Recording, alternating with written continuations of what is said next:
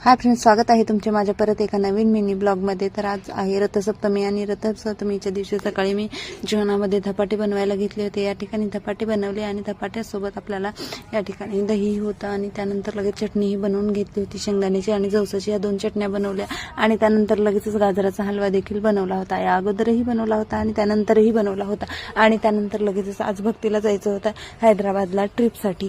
तर त्यामुळे मग तिला पुलाव या ठिकाणी मी करायला घेतला, पुलाव वगैरे केला आणि त्यानंतर लगेच तिला दिल्याच्या नंतर ती लगेचच ट्रिपला जायला निघाली।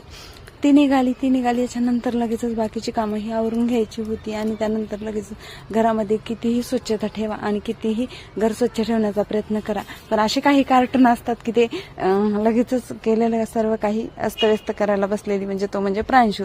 त्यानंतर लगेचच ह्यांनी मंदिरही आज धुवून काढलं। मंदिरामध्ये कसं खूपच घाण झाली होती, जे ते येतं आणि स्वच्छता ठेवण्यापेक्षा जास्त तर घाणच करून जात होतं। त्यामुळं मग म्हटले आज सुट्टीही होती, त्यामुळं मग सर्व काही मंदिर वगैरे स्वच्छ धुवून वगैरे घेतलं आणि धुवून घेतल्याच्या नंतर लगेच अशा काही प्रकारे आज मी रथसप्तमीची पूजा मांडली आणि त्यानंतर लगेच आमचा फोटोही आजच ह्यांनी आणला होता। त्यामुळं मग म्हटलं चला आता आज रथसप्तमीच्या चांगल्याच मुहूर्तामध्ये आपला आज फोटो पण आलेला आहे।